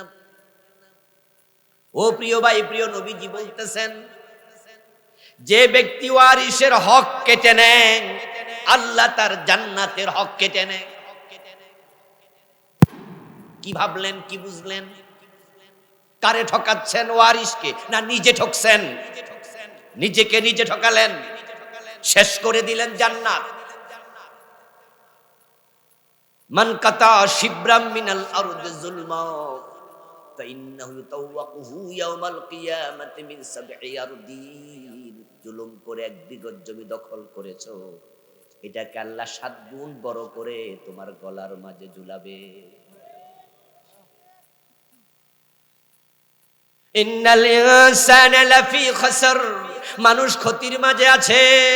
এই যে আমাদের জীবন ফাইনাল হলো, কয়দিন বাঁচবো, কি খাবো, রিজিক নির্ধারণ হলো, তারপরে বাকি 2টাও হলো, হওয়ার পরে এবার আল্লাহ ফেরেশতাকে বলো, ও ফেরেশতা বেরিয়ে যাও। মায়ের পেট থেকে এবার ফেরেশতা বের হয়ে গেল। এবার রূহের জগৎ থেকে আল্লাহ তাআলা রূহ পাঠালেন। এবার আপনি নড়াচড়া দিলেন, মাঠের পায়ে সন্তান পেটে নড়ছে। এখন আপনাদের কাছে আমার প্রশ্ন, দুনিয়া আসছেন আগে না হায়াত ফাইনাল হইছে আগে? এবার দুনিয়া আসার পরে হায়াত বাড়ে প্রতিদিন না প্রতিদিন কমে? এটাই হলো ইন্নাল ইনসানা লাফি খাসর। বাংলায় জানি কি গান লাগছে জানি না, শুনলাম নাকি লালন সঙ্গীত টঙ্গীত টাইপের হবে। সবাই বলে হায়াত বাড়ে, আমি বলি কমে রে। আসলেও কমে, প্রতিদিন কমছে, কমতে কমতে শেষ হয়ে যাবে। পানির মতো, বরফের মতো, বরফ খণ্ড যদি রেখে দেন টেবিলের উপরে, প্রতি মুহূর্তে কমতে থাকবে, কমতে কমতে কমতে কমতে এক পর্যায়ে দেখবেন যে 1 টুকরো বরফ নাই, সবটা শেষ। জীবন কমতে কমতে কমতে কমতে একদিন আসবে আবুল কালাম আজাদ নামে পৃথিবীটার কেউ। هل أتى على الإنسان حين من الدهر لم يكن شيئا مذكورا। কিছুই ছিলে না, কিছুই থাকবে না, এই পৃথিবী বড় নিষ্ঠুর, তোমাকে মনেও রাখবে না।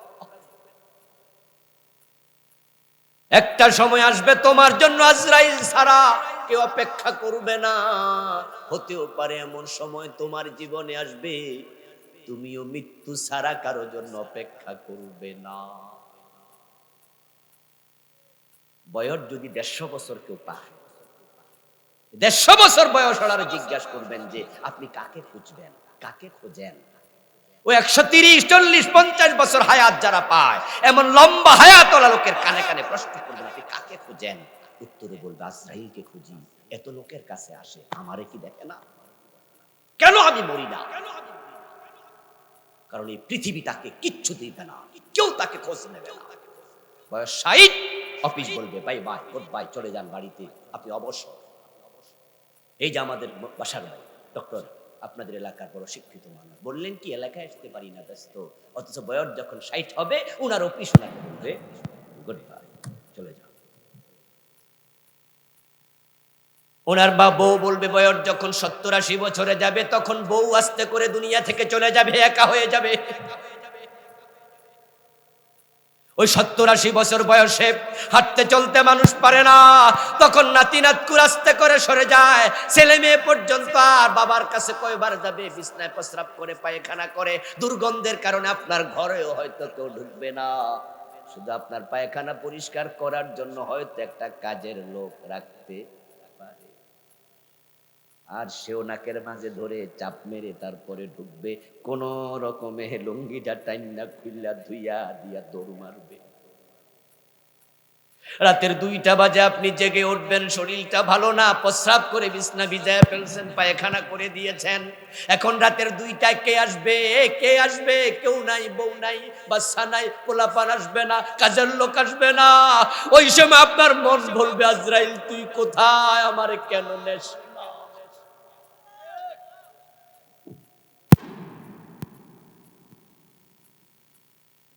আমি এমন লোক পেয়েছি যারা আমার কাছে দোয়া করে, হুজুর একটু দোয়া করেন যেন মরে যাই, বাঁচতে আর মন চায় না। সময় নির্ধারণ করা, ইন্নাল ইনসানা লাফি খুসর, চলে যাচ্ছে সময়। এবার বলুন তো, আল্লাহর দেয়া সময়টা কাজে লাগানো দরকার আছে না নাই? খুব দরকার, খুব দরকার, খুব দরকার। এখন সময় কারা কাজে লাগালো, জীবন কারা কাজে লাগালো? যে মানুষেরা 4টা আমল করবে। 1 নাম্বার, ইল্লাল্লাযীনা আমানু, তারাই ক্ষতি থেকে, জাহান্নাম থেকে বেঁচে যাবে। এবার বলুন তো, আমরা যে মরে যাব, এই যাওয়াটা শেষ নাকি নতুন করে শুরু?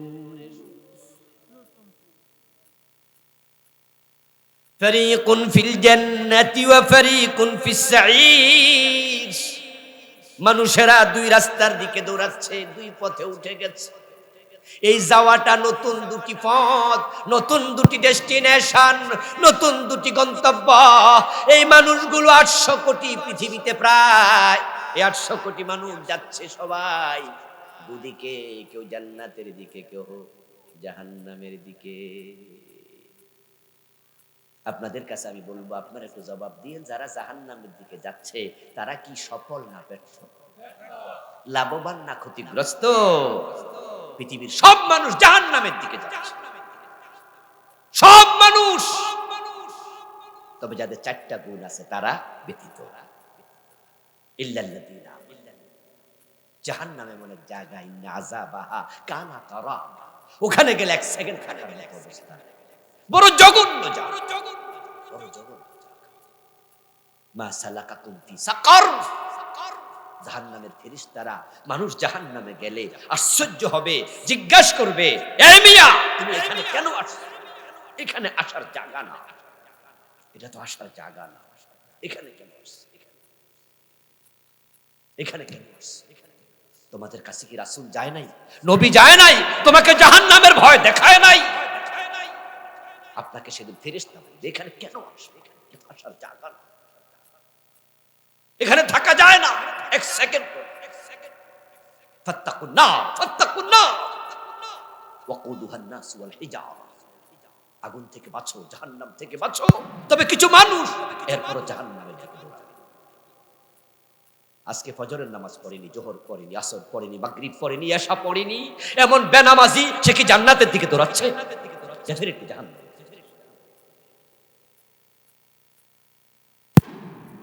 আজকে মিছিল করেছে, সারাদিন মিছিল করেছে, সামনে মিছিল করবে, আগামী মাস করবে, পরের মাস করবে। তার মিছিলে নারে তাকবীর বলা যায় না, আল্লাহু আকবার বলা যায় না, তার মিছিলে নেতার নাম বলতে হয়। শুরুতে অমক নেতা, তমক নেতা বানাইছে আল্লাহ, তার তাকবীর দিতে পারো না, এমন মিছিলে যারা যায় সবগুলো জাহান্নামের দিকে দৌড়াচ্ছে। আমাদের বানিয়েছেন কে? আমরা কার নাম নেব? কার বরত্ব ঘোষণা করব? ওরাব্বাকা ফাকাব্বির, তোমার রবের বরত্ব ঘোষণা। হতভাগা, এমন মিছিলে গেলা, এমন দলে যোগ দিলা যেখানে নারে তাকবীর, আল্লাহু আকবার বলে মিছিল শুরু করা যায়। তোমার নেতার পূজা করো, অমুকের সৈনিক এক। কেন? তুমি রাসূল থাকতে অন্যের সৈনিক হতে চাও কেন?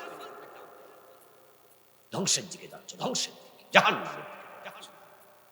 ওই মিছিলে মারা গেলে, ওই দলে থাকতে মারা গেলে, তোমারে যখন কবরে দেয়া হবে তখন তো পাবলিক বলবে বিসমিল্লাহি ওয়া আলা মিল্লাতি রাসূলিল্লাহ, রাসূলের দলে দিলাম। আসলে কি তুমি রাসূলের দলে ছিলা?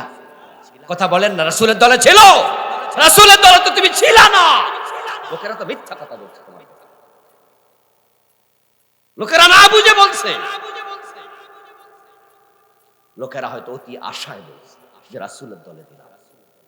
যে লোকটা 40-50 বছর মিছিল করেছে, মিটিং করেছে, আল্লাহর নবীর কোরআন রেখে যাওয়া কোরআন, রাসূলের হাদিস কায়েমের জন্য দেশে একটা দিন কথা বলেনি, উল্টা আরো বলেছে ইসলামের সাথে রাজনীতির কোনো সম্পর্ক নেই।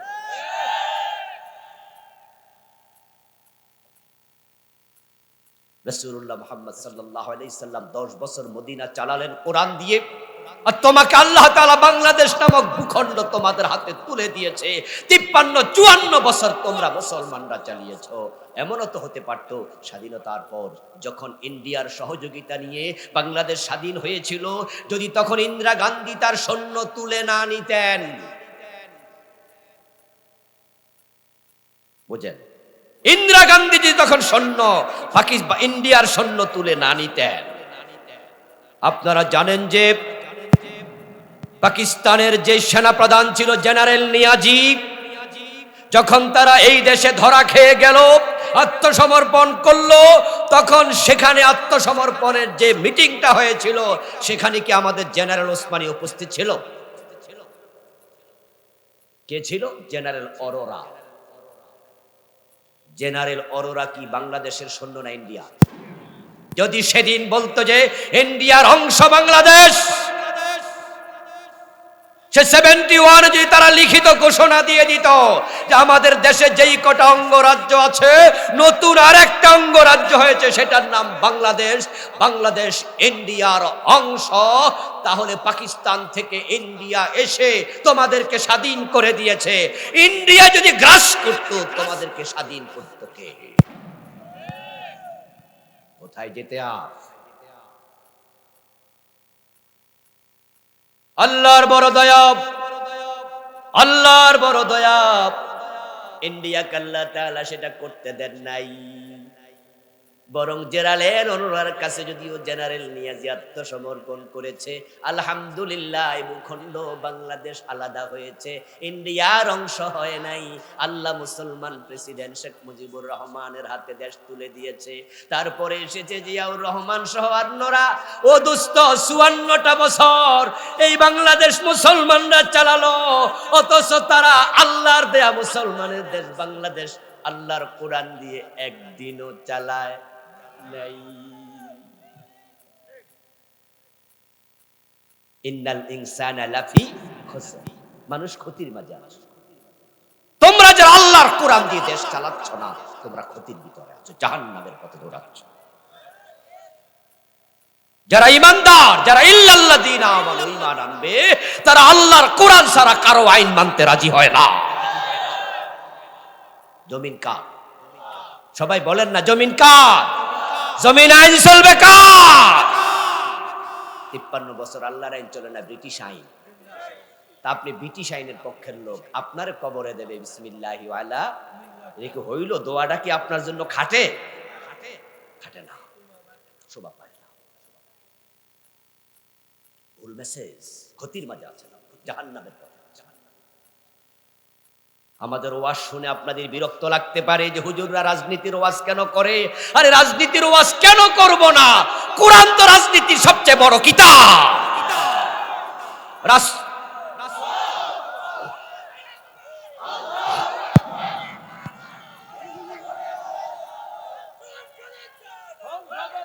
আমার প্রিয় রাসূলুল্লাহ সাল্লাল্লাহু আলাইহি ওয়াসাল্লাম হচ্ছে রাজনীতির সবচেয়ে বড় গুরু, সবচেয়ে বড় শিক্ষাবিদ। তামাম পৃথিবী মুসলমান থেকে রাজনীতি শিখবে। নবীজি আল্লাহর আইনে দেশ চালালেন 10 বছর। আবু বকর, ওমর, ওসমান, আলী, 4 জন সাহাবী রাদিয়াল্লাহু তাআলা আনহুম, তারা দেশ চালালেন 30 বছর। 30 আর 10 কত? হযরত মুয়াবিয়া রাসূলের একজন বড় সাহাবী, তিনি আবার খলিফা ছিলেন, তিনি আমির ছিলেন 20 বছর। তাহলে কত বছর হলো? তো 60 বছর তো রাসূল এবং তার সাহাবারা দেশ চালিয়েছে। ওমর তো অর্ধ দুনিয়া চালিয়েছে। ওমর যদি অর্ধ পৃথিবী চালাতে পারে, উনার ইসলামী রাষ্ট্রের সীমানা ছিল 50 লক্ষ বর্গ মাইল, আর বাংলাদেশ মাত্র 56 লক্ষ হাজার বর্গ মাইল। 56,000 আর 50 লক্ষ। হযরত ওমরের ইসলামী রাষ্ট্রের সীমা ছিল বাংলাদেশের মতো প্রায় 100টা রাষ্ট্রের সীমা।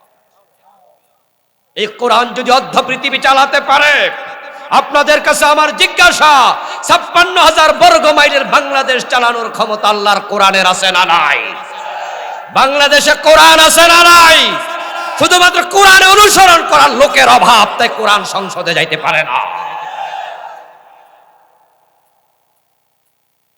যারা আপনারা কোরআনের আইনের পক্ষে এখনো আসেন নাই, আপনি ক্ষতির মাঝে আছেন।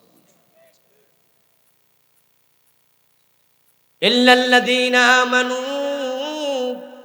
প্রথম গুণ, যদি আপনি ক্ষতি থেকে বাঁচতে চান, জাহান্নাম থেকে বাঁচতে চান, জাহান্নামই হলো সবচেয়ে বড় ক্ষতির জায়গা, ঠিক না? এর চেয়ে বড় কোনো ক্ষতি আর নাই।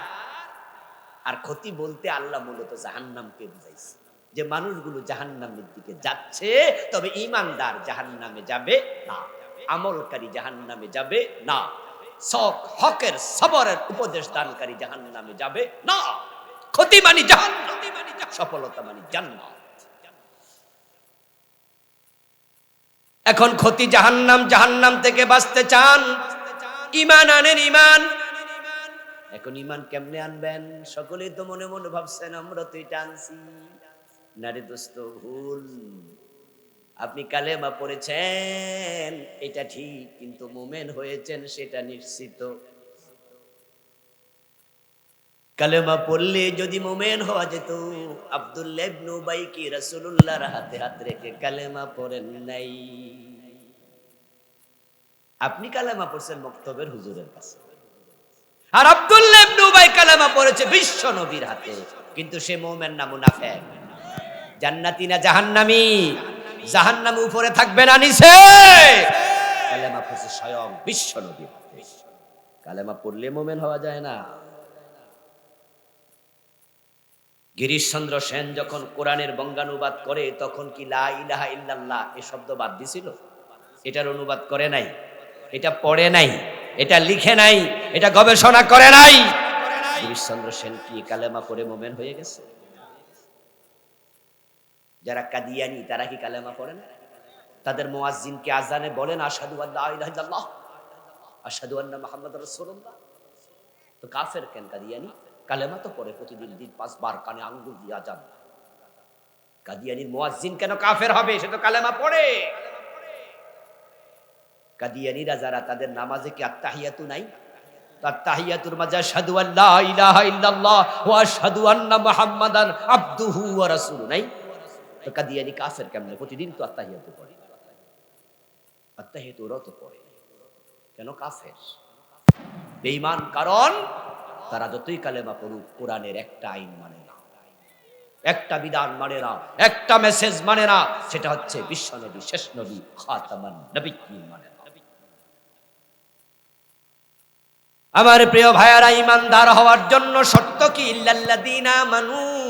ঈমানদার আপনি তখনই হবেন, এ কোরআন মাজিদের বিসমিল্লাহর বা থেকে মিনাল জিন্নাতি ওয়ান নাসের সিন পর্যন্ত সবটা মানতে যখন রাজি থাকবেন। এটা সবটা মানার মানসিকতা নিয়ে এরপরে কালেমা পড়তে হবে। শুধু কালেমা মুখে পড়লে হবে না। আপনাদেরকে প্রশ্ন করি, জানলে একটু জবাব দিয়েন। শয়তান ইবলিস মুমিন না কাফের? সে আল্লাহর কয়টা আইন মানে নাই? ও দোস্ত, কাদ ধরে শুলে দাও, জানা করলে 100 বেত লাগাও। এই কথাগুলো আল্লাহর কোরআনে আছে না নাই? এই জোর ধরে হাত আপনারাই 54 বছরে কয়দিন কাটছেন? জেনা করলে 100 বেত কয়দিন লাগাইছেন? বিবাহিত লোক জেনাকারী পাথর মেরে হত্যা করছেন কয়জন? হযরত ওমর তো নিজের ছেলে মদ খাইছে, তাকেও ছাড় দেন নাই। আমাদের দেশে মাদক সেবীকে 80 বেত দিচ্ছেন কয়দিন? আমার আল্লাহ বলে আলা লাহুল খালকু ওয়াল আমরু ইনিল হুকমু ইল্লা লিল্লাহ। আইন শুধু আমার, কারো আইন মানা যাবে না। আমার আইনে দেশ চালাও, সমাজ চালাও, আদালত চালাও।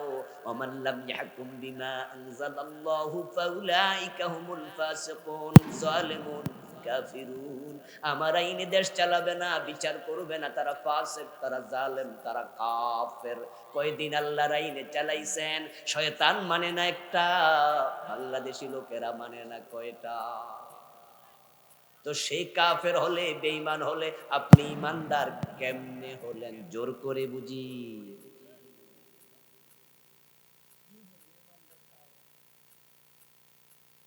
এই জন্যই তো আমরা এই সত্য কথাগুলো বলি।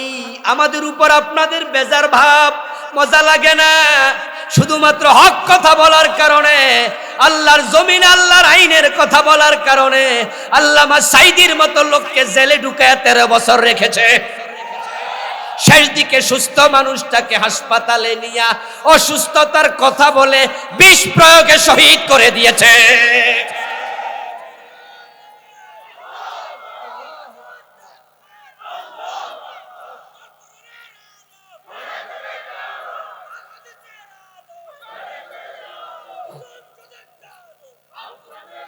আমার প্রিয় ভাইরা, আপনারা তো আল্লাহর আইন করেন না, মানেন না, চান না।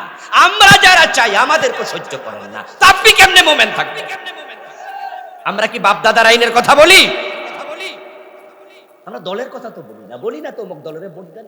আজ পর্যন্ত কোন মাহফিলে কোন দলীয় নাম নিয়ে বলেছি? আমরা আল্লাহর কোরআনের কথা বলি। আল্লাহর কোরআন যদি আপনি কায়েম করেন, আল্লাহর কসম আমরা আপনার সাথেও আছি। কোরআন দরকার, কোরআন দরকার, ঠিক না? অন্তর্বর্তীকালীন সরকার ক্ষমতায় আছে, তারা যদি এখন ডক্টর ইউনূস সাহেব বলে দেয় যে আমরা কোরআন দিয়ে দেশ চালাবো, আমরা ইউনূসের দলে যোগ দেব, ঠিক না? সামনে সিজনে যদি ক্ষমতায় বিএনপি আসে, বিএনপি এসে বলে যে আমরা কোরআন দিয়ে দেশ চালাবো, আমরা দল লাগবে না, আমরা বিএনপির কর্মী হয়ে যাব। জাতীয় পার্টি বললে তাদের কর্মী হয়ে যাব, আওয়ামী লীগ বললে আওয়ামী লীগের কর্মী হয়ে যাব। দল তো না, আমরা কোরআনের কথা বলি। কারণ কোরআন দিয়ে দেশ না চালালে, সমাজ না চালালে আল্লাহ বলে কাফের। তো আমি কি কাফের হয়ে মরতে চাই? তাহলে তো ক্ষতি, তাহলে তো জাহান্নাম।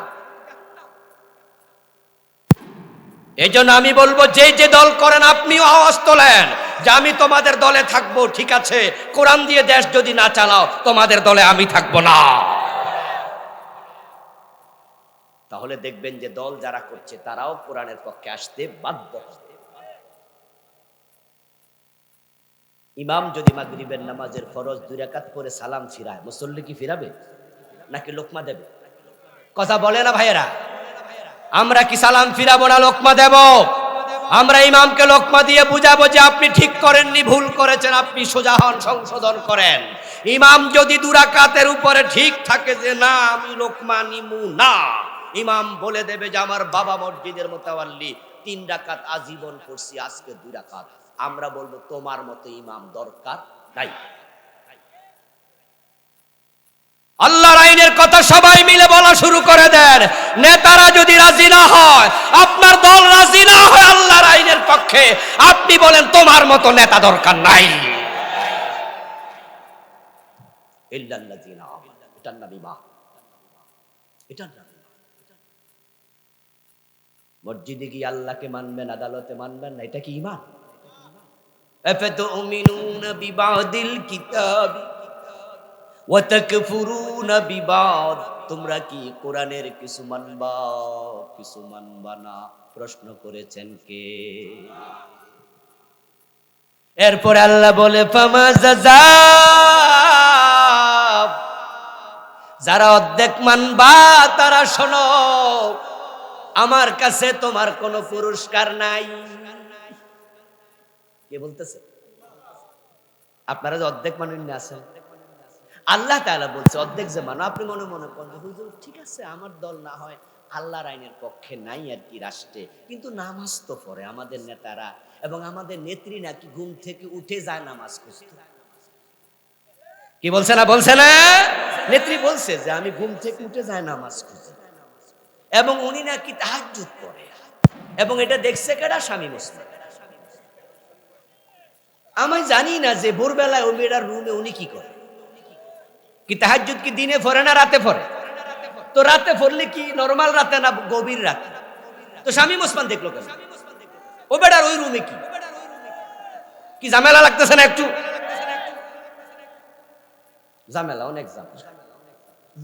আচ্ছা যাই হোক, হয়তো শুনছে আর, কারণ ওরা ভাই বোন ছিলেন তো হয়তো বোন ভাইয়ের কাছে কইছে। আমরা অন্যভাবে নিলাম না, আমরা ইজিলি নিলাম।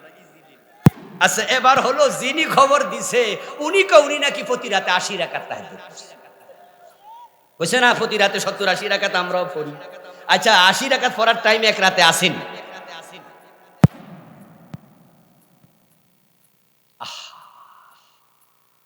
আমার দোস্ত, আপনি বলবেন যে না, আমার নেত্রী কোরআন পড়ে, আমার নেত্রী নামাজ পড়ে, আমরাও নামাজ পড়ি। হ্যাঁ হুজুর, সুদের একবারে আপনারা কোন যে রাষ্ট্রীয়ভাবে সুদ বন্ধ করো, আমরা হয়তো সেটা পারি না, আমরা করি নাই। হুজুর আপনি বলতেছেন আল্লাহর আইনে দেশ চালাও, ওইটা আমরা পারি নাই। চোর ধরে হাত কাটো, সেটা আমরা পারি নাই। ডাকাত ধরে শুলে দাও, সেটা আমরা করি নাই। জেনা করলে পাথর মারো, সেটা আমরা করি নাই। মদ খাইলে 80 বেত লাগাও, সেটা আমরা করি নাই। তবে রোজা তো রাখছি, নামাজ তো পড়ছি, কিছু তো করছি। আমার আল্লাহ কয় ফামা জাযা, যারা অর্ধেক মানো তাদের কোনো পুরস্কার নাই। আল্লাহরে কি আপনি এত সোজা সবটা পাইছেন নি যে অর্ধেক দিয়ে জান্নাত পেয়ে যাবে? আল্লাহ সব আগে কইয়া রাখছে। আচ্ছা, ফজরের নামাজের ফরজ কয় রাকাত? সবাই বলতে হবে কিন্তু, কথা বলেন, কয় রাকাত? 1 রাকাত পড়ছেন সূরা ইয়াসিন দিয়া 20 মিনিট লাগাইয়া, তারপরে সালাম ফিরিয়া গেছেন গা, সওয়াব পাইছেন অর্ধেক, ঠিক না? কেন অর্ধেক পড়ছেন? বাদ বাদ বাদ, পড়লে 2 রাকাত, না পড়লে বাদ, অর্ধেক আল্লাহ নেয় না। রোজা রাখছেন 17 মাসের দুপুর বেলা পিপাসা লাগছে, খুব ক্ষুধাও লাগছে, গরিব দিকে তাকায় দেখছেন যে দুপুর 3টা বাজে। হিসাব করে দেখছেন সকাল থেকে মোটামুটি 9 ঘন্টা 10 ঘন্টা রোজা রাখছি, আর বাকি আছে 6 ঘন্টা। ইফতার করে লাই সওয়াব হইছে 60%, ঠিক না? নাকি বাদ? এই 9 ঘন্টা যে রাখছিলেন, ফামা জাযা, জিরো হয়ে অর্ধেক আল্লাহ। মাহফিলের সভাপতি আমাদের মুরব্বী হুজুর। হুজুর জীবনের শেষ দিকে আছে, বুড়া মানুষ, জানি না আগামী বছর হুজুর কামরে চেয়ারে পাবো কিনা, আল্লাহ নেখায়াত দান করুক, বলেন আমিন। হুজুর আজকে ঘোষণা যদি করে যে আজকের মাহফিল থেকে যাওয়ার পথে আমি বুড়া মানুষ, সবাইকে হাদিয়া দিমু, জমি বিক্রি করছি 10 লাখ টাকা পাইছি, 1000 করে টাকা যাইতে নিয়ে যায়েন হাদিয়া হিসাবে। হাদিয়া দেওয়া সুন্নাহ, হাদিয়া নেওয়া সুন্নাহ। আমরা লাইন ধরে খারামু এবং আমিও বলবো হুজুর আমারও দেন, হাদিয়া তো নেয়াই যেতে পারে। হুজুর কইলো মানুষ বেশি, তাই আমি 1000 টাকার নোট মাঝখানে সিরা অর্ধেক করে দিতেছি, নেন। কেডা কেডা নিবেন? নিবেন কেন? 2 পাশে দেখবেন যে 1000 টাকা লেখা আছে, ইংরেজিতে এক পাশে আছে, বাংলা আরেক পাশে আছে, কিন্তু সিরার পর এটা দাম কত? এই মুসলমান বলেন না কেন কত? অর্ধেক টাকা চলে না, অর্ধেক নামাজ চলে না, অর্ধেক রোজা চলে না, আল্লাহর কাছে অর্ধেক ইসলাম চলে না। ওদখুলু ফিস সিলমে, আল্লাহকে পুরা ঢোকো, আর আপনি অর্ধেক ঢুকে বলছেন। আবার আপনি মনে মনে কইতাছেন বেহেশত আল্লাহ আমারে না দিয়া কারে দেয়। এত সোজা, এত সোজা। এই জন্য তো আমরা এগুলো বলি, বলতে গিয়ে আমরা জেলে যাই, আমরা মামলা খাই, আমরা আসামি হই। এই হক কথা বলাতে আপনাদের এই 5 বছর এ পাকুন দিয়ে আসতে পারি নাই, কটিয়া দিয়ে আসতে পারি নাই। আমার ফুলের ঘাট থেকে অ্যারেস্ট করছে না? আপনারা তো জানেন, আমাকে অ্যারেস্ট করে নিয়ে গেল। আমার অ্যারেস্ট করলো কোদালিয়াতে না, ধরছিল ফুলের ঘাট, আসতেছিলাম কোদালিয়া মাহফিল ছিল। এসার পরে মাগরিবের পরে কটিয়াদি প্রপারে করলাম, তারপরে এবার ফতেপুর ধরলো। ধরার পরে আমার প্রাইভেট কার থেকে তুলে লাগলো, বলে হুজুর ট্রাকে ওঠেন, পুলিশের ট্রাক। তা আমি বললাম যে কেন, প্রাইভেট কারে থাকি? বললো যে না, উপরে ওঠেন। তো উপরে উঠলাম, আমার গাড়ির ড্রাইভারে চাবি নিয়ে গেল, চাবি নিয়ে এক পুলিশ গাড়ি চালাইতে শুরু করল। আমার ড্রাইভারকে পাশে বসাইয়া আমাকে নিয়ে গেল কিশোরগঞ্জ থানা। কিশোরগঞ্জ নিয়ে আধা ঘন্টার মতো আমার বসা। তা আমি পুলিশকে জিজ্ঞাসা করলাম, ভাই আমার অ্যারেস্ট করলেন কেন? তখন পুলিশ বলতেছে, কনস্টেবল বলতেছে, হুজুর জানি না, ধরতে কইছে ধরছি। এর মানে উপরের নির্দেশ পাইছে, ধরে লাগছে, কিন্তু হে জানে না কেন ধরছে। তারপরে এবার গাড়িতে বসে আমাদের বলতেছে, হুজুর আপনি তো ভালো ওয়াজ করেন, আপনার বলতে কয় কেন? আমি বললাম এই কথা আপনি আমারে জিজ্ঞাবেন? ধরছেন আপনি, হে আমার জিজ্ঞা ধরতে কয় কেন? তারপরে এবার কিশোরগঞ্জ থানা যাওয়ার পরে আধা ঘন্টার উপরে গাড়িতে বসে আছি, কিছু কয় না। পরে এক পর্যায়ে দেখি টি শার্ট গায়ে দেয়া একজন লোক আসছে, এসে আমি তখন প্রাইভেট কারে বসা, ওখানে আবার নিয়ে আমার প্রাইভেট কারে বসাচ্ছে। চাবি কিন্তু আমার কাছে নাই, চাবি আবার নিছে গা পুলিশ। যেন সালাই ফলাইতে না পারে। মনে মনে ভাবে আমরা ফলাই যাই, আমরা কি পলানোর মানুষ? যাই হোক, ওদের ধারণা, এই জন্য চাবি নিয়ে আসছে। এসে এক ভদ্রলোক আমারে বলতেছে দরজা খোলেন। তো দরজা খুলছি আর বলতেছে আমি থানার ওসি, টি শার্ট গায়ে, গেঞ্জি গায়ে। হুজুর আপনি এই এলাকা না এলে চলে না। তো আমি তখন উনাকে বললাম যে আমার অপরাধটা কি? বললে এমপি সাহেব আপনাকে পছন্দ করেন, আপনি না আসলে চলে, দেশ কি ছোট, কত বড় বাংলাদেশ, অন্য জায়গায় ওয়াজ করেন, কোথায় থাকেন? আমি বললাম তখন আমি সাভারে ছিলাম। বললাম সাভারে? করে আমার বাড়িও তো সাভার। তখন আমি মনে মনে ভাবছি যাক এই বেটা কমপক্ষে মামলা দিব না, যেহেতু সাভারের মানুষ, এটা মহাব্বত তো তৈরি হবে। কিছুক্ষণ পরে দেখি আবার পুলিশ এসে গাড়ি স্টার্ট দিছে, বলতেছে চলেন। আমার আর প্রাইভেট কার থেকে বের করে নাই, নিয়ে গেল আপনাদের পাকুন্দিয়া রওনা দিছিল। অর্ধেক পথে এসে দিয়ে পাকুন্দিয়া ঢোকে নাই, না ঢুকে আবার ফিরছে, আবার ফিরে চলে গেল কটিয়াদি থানা। রাতে 2টা 2:30 কি শীত চলছে তখন। গিয়ে দেখি কটিয়াদির ভিতরে ওসি থানায় বসে আছে, জাম্বার গায়ে দিয়া, একবারে কানটুকি কইরা, শীতে কাঁপতাছে। আমার দেখা সালাম কালাম দিল, বসাইলো। এবার বসাই আমার বলতেছে হুজুর আমনের জ্বালায় তো বসে আছে। আমি কই আমার দইরা আবার আমি জ্বালাইতেছি, কি কোন এসব? বলে কোন হুজুর আমার দাদা আলেম, আমরাও আলেমদের ভালোবাসি, এখন আপনারা অ্যারেস্ট করতে আমাদেরও তো কষ্ট লাগে। আমি বললাম অ্যারেস্টটা কেন করছেন এটা একটু আগে শুনান, তারপরে বুঝলাম। বললো যে জানি না, কইছে অ্যারেস্ট করতে, করছে, এমপি সাহেব অর্ডার দিছে, করে ফেলছে। আজীব আজীব। পরে যাক, আর অ্যারেস্ট দেখায় নাই, সাদা কাগজ একটা দিয়ে কয় এখানে একটা সিগনেচার করেন, বলেন যে আমাকে সম্মানের সাথে ছেড়ে দেওয়া হয়েছে। তখন আমি লিখেছি, পরে আমার ছেড়ে দিচ্ছে, আমি চলে গেছি। পরে আর 5 বছর এখানে আসতে পারি নাই। আচ্ছা, এই যে 5 বছর আসলাম না, সারা বাংলাদেশের বিভিন্ন জায়গায় তারা এগুলো করেছে। অপরাধ তো শুধু একটা, আমরা আল্লাহর কোরআন কায়েমের কথা বলি, ঠিক কি না? আচ্ছা, এছাড়া কি অপরাধ করি? আপনারা তো সাক্ষী, আপনারা তো এখানে আছেন।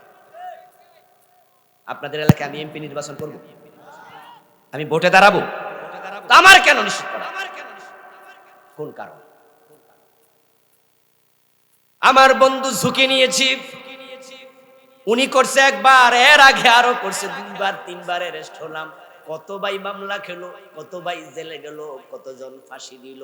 এরপর আমরা কোরআনের এই কথাগুলো এজন্য বলি, কারণ যদি হক কথা না বলি, হাসরের দিন আল্লাহ আমাকেও ছাড়বে না।